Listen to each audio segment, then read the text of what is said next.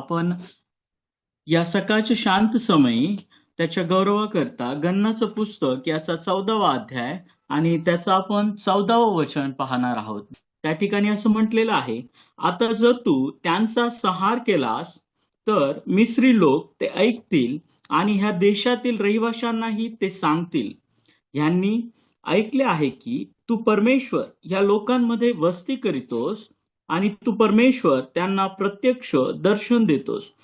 तुझा मेघ त्यांच्यावर असतो आणि तू दिवसा मेघस्तंभातून व रात्री अग्निस्तंभातून त्यांच्या पुढे चालत असतोस.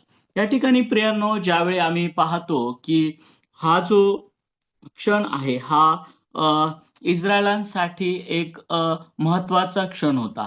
या ठिकाणी आम्ही पाहतो की ते त्या फारोच्या गुलामगिरीतून निघून ते ह्या परिस्थितीमध्ये, ह्या अरण्याच्या परिस्थितीमध्ये ते त्या मधल्या भागामध्ये आहेत. तत्पूर्वी ते या ठिकाणी जर पाहिलं तर या ठिकाणी या वचनामध्ये पाहिलंय की पहिल्या भागामध्ये असं लिहिलेलं आहे, त्या ठिकाणी असं लिहिलेलं आहे की तर मिस्री लोक ते ऐकतील आणि ह्या देशातील रहिवाशांना ते सांगतील. ह्यांनी ऐकले आहे की तू परमेश्वर ह्या लोकांमध्ये वस्ती करतोस. त्या ठिकाणी ज्यावेळी मोशे, आम्ही पाहतो की मोशे फारोच्या गुलामगिरीतून इस्रायल लोकांना त्याने बाहेर काढलेलं आहे आणि बाहेर काढल्यानंतर ते एका अरण्याच्या परिस्थितीमध्ये त्या ठिकाणी स्थान त्यांनी तळ दिलेला असताना आम्ही पाहतो एक गोष्ट या ठिकाणी होत आहे. त्या ठिकाणी जर आधील वचनं जर आम्ही पाहिली तर आम्हाला पाहावयास मिळेल ते इस्रायल लोक काय करत आहेत बरं, ते कुरकुर करीत आहेत, ते त्या ठिकाणी बंड करीत आहेत. आणि ते त्या ठिकाणी बंड करीत असताना या ठिकाणी जर काही वचनांमध्ये आम्ही पाहिलं तर एक गोष्ट आम्हाला पाहावयास मिळते की मोशे त्या ठिकाणी काय करीत आहे बरं, परमेश्वराजवळ विनंती करीत आहे. मोशे एक त्यांची मध्यस्थी करीत आहे परमेश्वराजवळ, हे अशा प्रकारे की ह्या लोकांना जो दुधामधाचा जो प्रदेश देण्याचं वचन त्या ठिकाणी दिलेलं होतं ते कशा प्रकारे बघा. तर या ठिकाणी काय म्हटलं गेलेलं आहे आधीच्या वचनामध्ये, वचन जर 8 आम्ही जर पाहिलं तर या ठिकाणी म्हटलंय, परमेश्वर आमच्यावर प्रसन्न असला तर तो त्या दुधामधाचा प्रवाह वाहणाऱ्या देशात आम्हाला नेईल आणि तो देश आम्हाला देईल. तुम्ही परमेश्वराच्या विरुद्ध बंड मात्र करू नका आणि त्या देशाच्या लोकांची भीती बाळगू नका, कारण ते आमचे भक्ष होतील.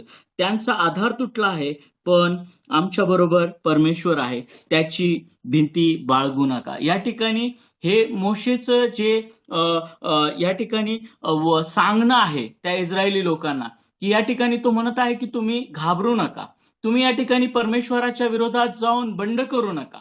का बंड करू नका?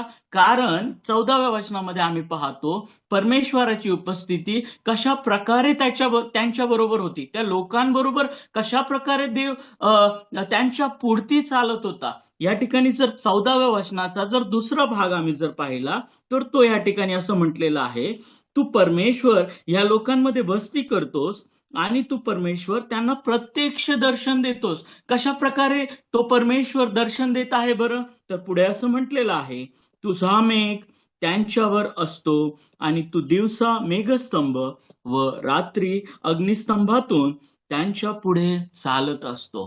तो परमेश्वर प्रियांनो खरोखर त्या इस्रायली लोकांच्या पुढे चालणारा देव आहे. आणि तो या ठिकाणी म्हटलं गेलंय, तुझा मेघ त्यांच्यावर असतो. मेघ स्वरूपाच्या रूपाने एक प्रकारे जसं दिवसाच्या वेळी तो मेघ त्यांच्या सभोवती, त्यांच्या पुढे तो उपस्थित आहे. आणि तो मेघ कोण आहे बरं प्रियांनो? तो मेघ आम्ही पाहतो ती स्वतः परमेश्वराची उपस्थिती आहे.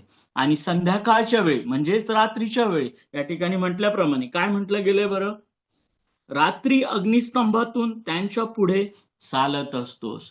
ह्या संपूर्ण प्रवासामध्ये प्रियांनो मेघाच्या स्वरूपामध्ये परमेश्वराची स्वतःची उपस्थिती त्या इस्रायल लोकांबरोबर होती. अग्निस्तंभाच्या स्वरूपाने रात्रीच्या वेळी तो त्यांना प्रकाश देण्याचं काम करीत होता. आणि दिवसाच्या वेळी जर पाहिलं तर दिवसाच्या वेळी एक सुंदर अशी गोष्ट जर आम्ही जर वाचली इन डिटेलमध्ये तर गन्नाचं पुस्तक याच्या आम्हाला डिटेलमध्ये पाहावयास मिळेल कशा प्रकारे परमेश्वर त्यांच्या पुढती मार्गदर्शन करीत होता. गणनाचं पुस्तक याचा 9वा अध्याय, गणनाचं पुस्तक याचा 9वा अध्याय आणि त्याचं जर आम्ही 15 आणि 16 वचन जर 15, 16, 17 जर पाहिलं तर त्या ठिकाणी सर्वात प्रथम आपण 16 वचन पाहूया. असे नित्य होत असे, दिवसा मेघ त्यावर छाया करी व रात्री तो अग्नीसारखा दिसे. दिवसाच्या वेळेमध्ये त्यांच्यावरती तो मेघ त्यांच्या पुढे राही आणि काय म्हटलं गेलेलं आहे या ठिकाणी, मेघ त्यावर काय करत असे बरं, छाया करत असे. एक अशा प्रकारची ती छाया आहे की परमेश्वराची उपस्थिती स्वतः दिसून येते. त्यांना कुठे जायचं आहे, कुठे थांबायचं आहे, या सर्व गोष्टी काय करत आहे बरं, परमेश्वर स्वतः त्यांना मार्गदर्शन करीत आहे. आणि पुढील वचनामध्ये म्हटलं गेले, काय म्हटलं गेलंय आम्हाला इन डिटेल अजून पाहावयास मिळेल 17व्या वचनामध्ये. जेव्हा जेव्हा जेव्हा जेव्हा त्या तंबूवरून मेघ वर जाईल तेव्हा तेव्हा इस्रायल लोक कूच करीत आणि तो मेघ जेथे थांबे तेथे तळ देत. म्हणजे प्रियांनो, या ठिकाणी दोन गोष्टी आम्हाला पाहावयास मिळतो. पहिली गोष्ट, तंबूवरून मेघ वरती जाय. त्यांच्या तंबूवरती जर तो मेघ वरती गेला तर ते त्या ठिकाणाहून काय करत होते बरं, स्थलांतर करत होते. आणि ज्यावेळी तो मेघ जेथे थांबे त्या ठिकाणी ते काय करत होते बरं, तळ देत होते. प्रियांनो, किती अद्भुतरित्या हे प्रकाशन आहे, हे मार्गदर्शन आहे त्या इस्रायल लोकांकरिता, की तो देव काय करत आहे बरं, कुठे थांबायचं आहे, कुठे पुढे जायचं आहे, कशा प्रकारे पुढे जायचं आहे. या ठिकाणी आम्ही जर आधीचा जर भाग पाहिला तर त्यांना निर्गमाच्या पुस्तकामध्ये लिटरली ते फारोचे सैन्य त्या ठिकाणी चढाई करून येतील म्हणून त्यांना एक वेगळी वाट देखील परमेश्वराने आम्ही पाहतो त्या ठिकाणी सांगितलेली आहे आणि त्या वाटेमधून प्रभू त्या ठिकाणी त्यांना घेऊन जात आहे. परमेश्वराची उपस्थिती अद्भुतरित्या या ठिकाणी पाहावयास मिळते. पुढे त्यांच्या पाठीमागे सैन्य लागलेलं आहे. ते फारोचं मिसर देशातलं ते सैन्य त्यांच्या मागे काय करत आहे बरं, सैन्य अशा प्रकारे मागे लागत आहे की ते त्यांच्यावर पुन्हा काय करतील, चढाई करून येतील. ते त्यांच्यावर पुन्हा त्यांना ताब्यात घेण्याचा प्रयत्न करतील. अशा प्रकारे असताना देखील प्रभू काय करतोय बरं, स्वतःची उपस्थिती, त्या परमेश्वराची स्वतःची उपस्थिती त्या ठिकाणी मेघस्तंभाच्या द्वारे त्यांच्यामध्ये उपस्थित आहे. आणि रात्रीच्या वेळी ते घाबरून जाऊ नये म्हणून त्यांना एक प्रकारे अग्निस्तंभाच्या स्वरूपाने एक प्रकाश दिलेला आहे. किती अद्भुत ही गोष्ट आहे प्रियांनो. आम्ही जर विचार केला तर प्रभू किती थोर आहे, तो परमेश्वर किती थोर आहे. त्या काळी इस्रायल लोकांबरोबर होता, त्या काळी त्याची उपस्थिती त्या इस्रायल लोकांबरोबर होती. आज तीच उपस्थिती त्याची तुमच्या आणि माझ्या बरोबर देखील आहे. आज आम्ही पाहूयात की या ठिकाणी काय म्हटलं गेलेलं आहे पुढील वचनामध्ये, एक वचन 19 मध्ये, मेघ निवास मंडपावर बरेच दिवस तसाच राहिला तरी इस्रायल लोक परमेश्वराची आज्ञा पाळून कूच करीत नसत.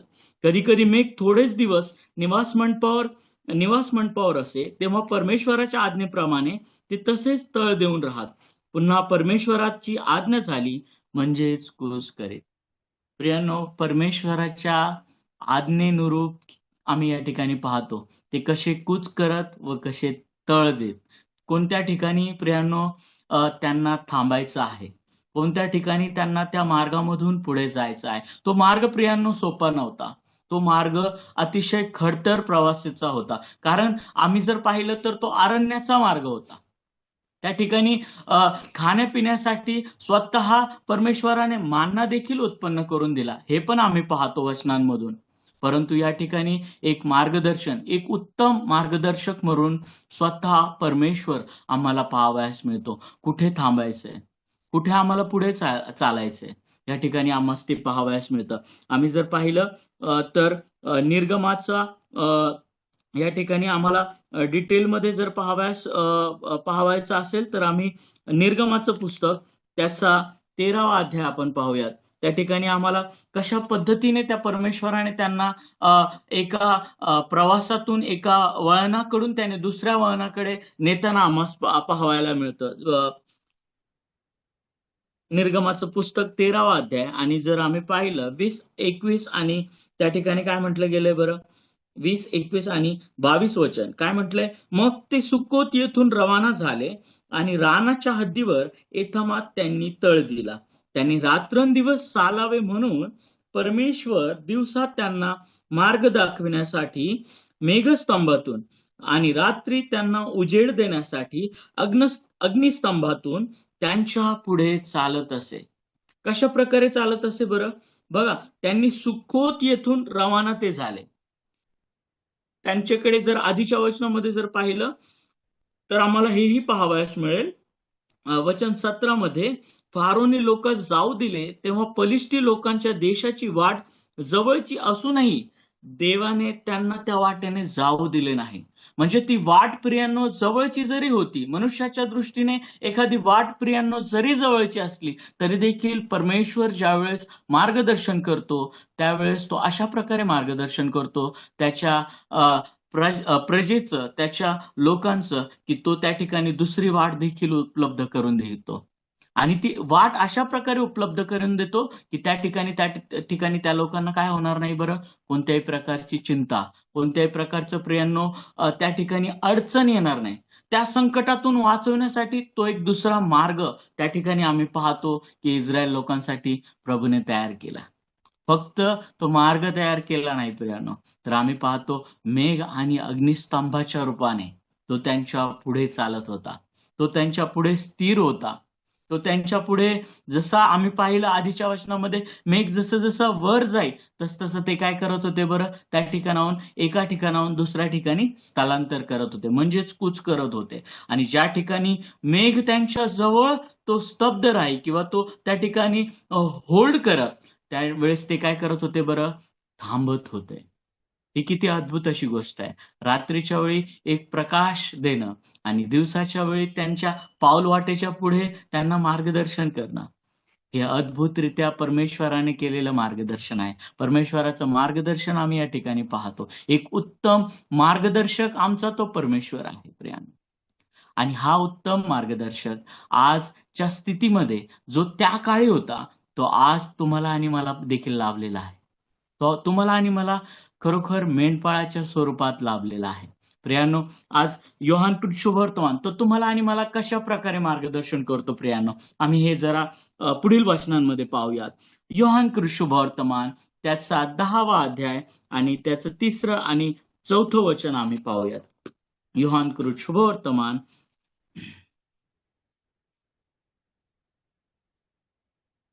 शुभवर्तमान त्याचा 3रा अध्याय 10वा अध्याय क्षमा करा 10वा अध्याय आणि त्याच्या 3 आणि 4 वचनामध्ये काय म्हटलं गेलंय बरं या ठिकाणी? योहान शुभवर्तमानाच्या 10व्या अध्यायाच्या 3 आणि 4 मध्ये आम्ही पाहतो,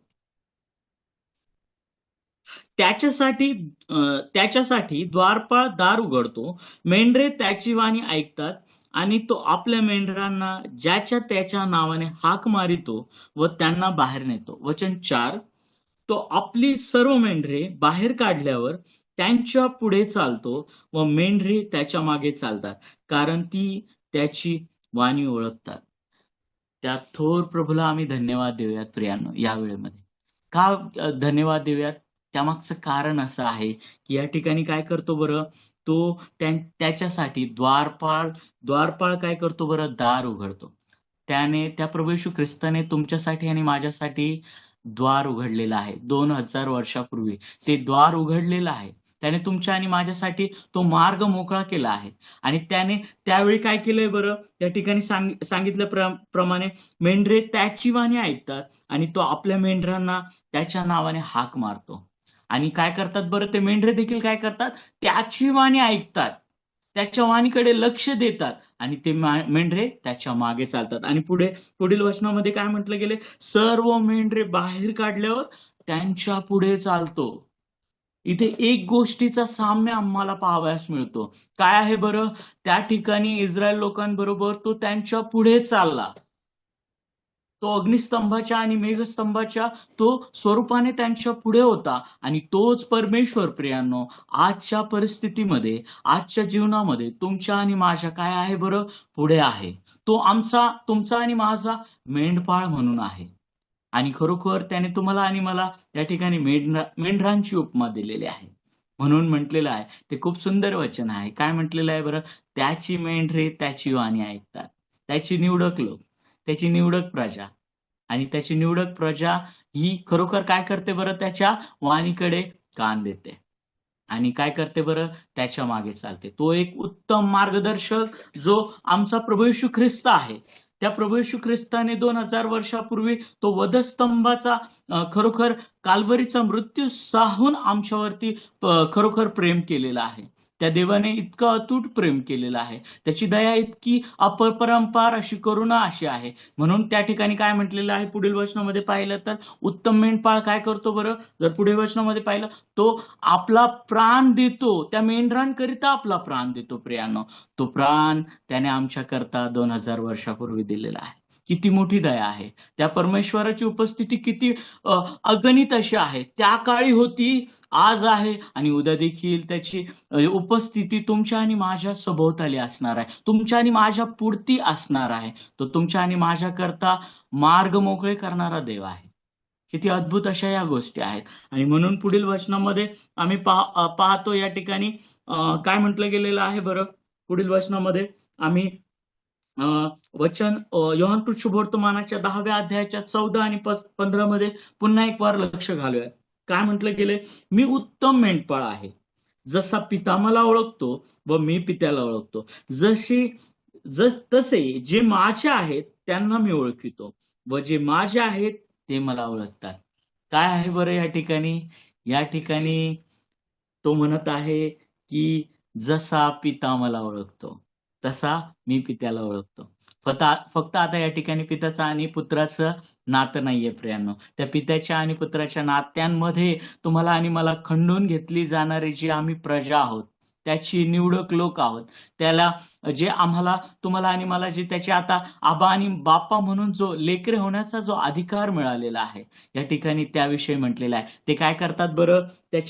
जे त्याचे लोक आहेत ते काय करतात बरं? जे माझे आहेत ते मला ओळखतात प्रिय. ही खूप सुंदर गोष्ट आहे. जे त्याचे लोक आहेत ते त्याला ओळखतात. तो त्यांच्या पुढे मेंढपाळ म्हणून पुढे राहतो. तो त्यांच्या प्रत्येक मार्गामध्ये पुढे चालतो. प्रियांनो, आज परिस्थिती तुमच्या आणि माझ्या जीवनातील काही असू द्यात प्रियांनो, ही परिस्थिती फार मोठी नाहीये प्रियांनो, परंतु त्या परिस्थितीमध्ये तुमच्या आणि माझ्या पुढे तो एकमेव एक सतत सातत्याने पुढे चालणारा तो प्रभू आहे. तो अडीअडचणीतून बाहेर काढणारा तो प्रभू तुमच्या आणि माझ्या पुढती आहे. तो प्रत्येक वेळी तुम्हाला आणि मला पवित्र आत्म्याच्या द्वारे योग्य मार्ग दाखवणारा तो प्रभू आहे. तो अद्भुतरित्या तुमचं आणि माझं मार्गदर्शन करणारा असा प्रभू आहे. किती अद्भुत आमचा प्रभू आहे. तो आम्हाला मार्ग दाखवितो. तो आमच्यासाठी एक नवीन पाऊलवाट तयार करतो. म्हणून आपण पुढे जर पाहिलं तर योहानकृत शुभवर्तमान आपण योहानकृत शुभवर्तमान याचा 16वा अध्याय आणि तो कशा प्रकारे आता ह्या परिस्थितीमध्ये मार्गदर्शन करतो ते आपण पाहतो. योहानकृत शुभवर्तमान 16वा अध्यायाचं 13वं वचन काय म्हटलं गेलेलं आहे बरं त्या ठिकाणी? 16व्या अध्यायाच्या 13व्या वचनामध्ये, तरी तो सत्याचा आत्मा येईल तेव्हा तो तुम्हाला मार्ग दाखवून सर्व सत्यात नेईल, कारण तो आपल्या स्वतःचे सांगणार नाही, तर जे काही ऐकेल तेच सांगेल आणि होणाऱ्या गोष्टी तुम्हाला कळवेल. होय, त्या थोर देवाला आपण धन्यवाद देऊयात. आज कसल्याही प्रकारची आम्हाला चिंता करण्याची गरज नाही. तो पवित्र आत्मा तुम्हाला आणि मला काय केलेला आहे बरं? कायमस्वरूपी दिलेला आहे. आणि या वचनामध्ये सांगितल्याप्रमाणे काय म्हटलं गेलंय बरं? 13व्या वचनामध्ये, तो सत्याचा आत्मा तुम्हाला आणि मला काय करेल बरं? मार्ग दाखवेल. तो आज पवित्र आत्मा तुम्हाला आणि मला वेळोवेळी मार्ग दाखवितो. तो पवित्र आत्मा तुम्हाला आणि मला वेळोवेळी काय करतो बरं? आमचा एक गाईड म्हणून आम्हाला आमच्या आत्मिक अंतःकरणाने तो तुम्हाला आणि मला काय करतो बरं? मार्ग दाखवितो. आम्ही कोणती गोष्ट करावी आणि कोणती न करू त्यासाठी तो आम्हाला काय करतो बरं? मार्गदर्शन करतो. आणि तो सत्याचा आत्मा या ठिकाणी सांगितल्या पुढे जे काही तेच सांगेल, जे काही ऐकेल तेच सांगेल आणि होणाऱ्या गोष्टी तुम्हाला कळवेल प्रियांनो. वचनाची शाश्वती आहे. वचनाची या ठिकाणी पूर्तता आहे. हे अभिवचन खरोखर देवाचं सत्य असा ठरलेलं आहे, की तो पवित्र आत्मा तुम्हाला आणि मला काय करतो बरं? पुढे होणाऱ्या गोष्टींविषयी देखील मार्गदर्शन करतो. त्यावेळी आम्ही पाहिलं, की तो इस्रायल लोकांना मार्गदर्शन प्रत्यक्षरित्या मेघाच्या आणि काय करत होता? अग्निस्तंभाच्या रूपाने करत होता. आज तो तुम्हाला आणि मला पवित्र आत्म्याच्या द्वारे मार्गदर्शन करत आहे. आज तो सत्याचा आत्मा तुम्हाला आणि मला सत्य स्वरूपाने चालवत आहे. आणि तुम्हाला आणि मला मार्गदर्शन करीत आहे. म्हणून या आजच्या दिवसामध्ये प्रियांनो, आपण एक वचन आपल्या हृदयामध्ये घेऊन चालूयात. स्तोत्रकर्ता म्हणतो 119 त्याच्या 105 वचनामध्ये तो म्हणतो, खरोखर तुझे वचन हे माझ्या पावलाकरता दिव्यासारखे आणि मार्गावरील प्रकाशासारखे असे आहे. आज त्याचं हे जे वचन आहे, जे आम्ही हृदयामध्ये घेऊन चाललेलो आहोत, जी आम्ही त्याची वाणी ऐकत आहोत प्रियानो, हे वचन काय आहे बरं? आपल्या पावलाकरिता दिवा आणि मार्गावरील प्रकाशासारखं आहे. आज हे वचन तुम्हाला आणि मला दिव्याप्रमाणे आणि प्रकाशाप्रमाणे काय करत आहे बरं? गाईड करत आहे. उत्तम मार्गदर्शन करीत आहे. अशा प्रकारचं मार्गदर्शन करीत आहे, की वचन वाचल्यानंतर तुमच्या आणि माझ्या अंतःकरणामध्ये उकळी फुटते. तुमच्या आणि माझ्या अंतःकरणामध्ये ती एक ओढ निर्माण होते, की प्रभूने आम्हासाठी काय केलेलं आहे. प्रभूने आम्हासाठी मार्ग खोललेला आहे. उद्या आम्ही काय करावं? आम्ही पुढील आमच्या आयुष्यामध्ये काय करावं? या सर्व प्रकारचे मार्ग तो त्याच्या वचनाद्वारे, तो त्याच्या पवित्र आत्म्याच्याद्वारे तुम्हाला आणि मला कळवत आहे. आणि या ठिकाणी सांगितल्याप्रमाणे पुन्हा एक वार ते वचन आम्ही आमच्या हृदयात घेऊन चालूयात प्रियांनो. तुझे वचन हे माझ्या पावलाकरता दिवा आणि मार्गावरील प्रकाशासारखे आहे. आणि खरोखर त्याचं हे वचन आमच्या जीवनामध्ये लागूकरण करत प्रियांनो. खरोखर वेळोवेळी आम्ही त्या वचनांकडे लक्ष देत त्या आत्मिक उन्नतीमध्ये प्रियांनो प्रवेश करायचा आहे. ती स्वर्गीय वाटचाल खरोखर प्रियांनो जवळ येऊन ठेपलेली आहे. ती वाटचाल आम्ही आता करीत आहोत. ती वाटचाल करत असताना हे वचन तुम्हाला आणि मला या ठिकाणी धीर देवत